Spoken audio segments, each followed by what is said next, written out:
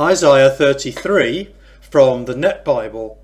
The Lord will restore Zion. The destroyer is as good as dead, you who have not been destroyed.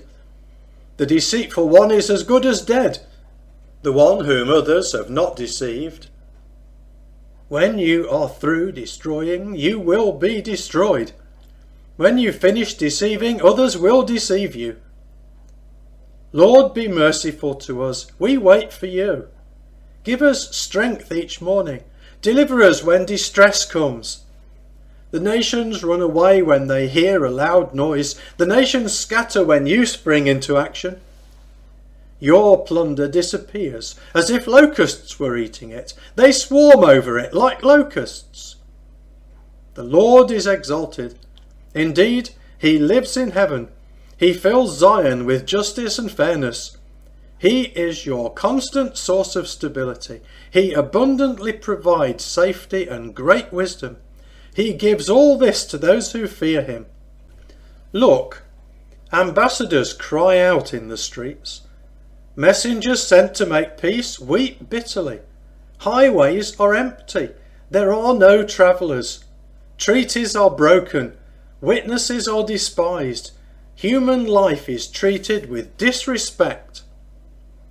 The land dries up and withers away. The forest of Lebanon shrivels up and decays.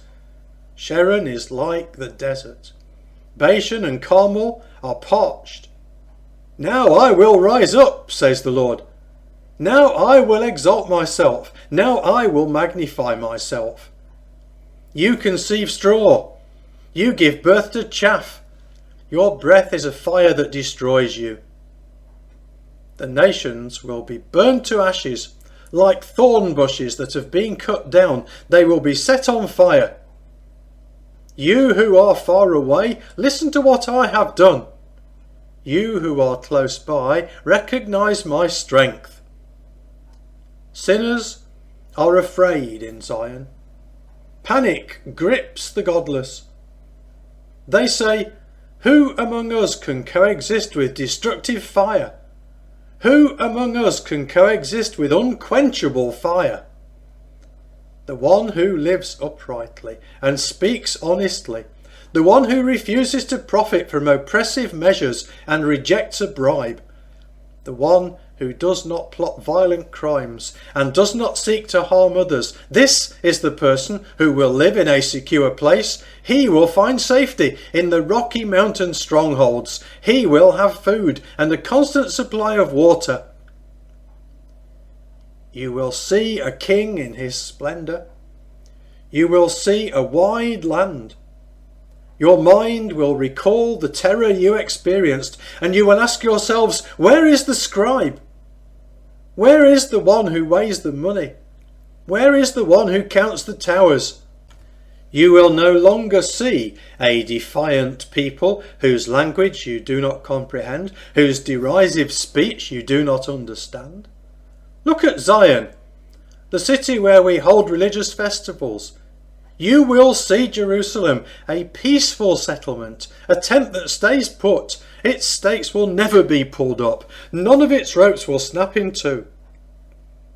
Instead, the Lord will rule there as our mighty King. Rivers and wide streams will flow through it. No war galley will enter. No large ships will sail through. For the Lord, our ruler, the Lord, our commander, the Lord, our King, he will deliver us. Though at this time your ropes are slack, the mast is not secured and the sail is not unfurled, at that time you will divide up a great quantity of loot. Even the lame will drag off plunder. No resident of Zion will say, I am ill.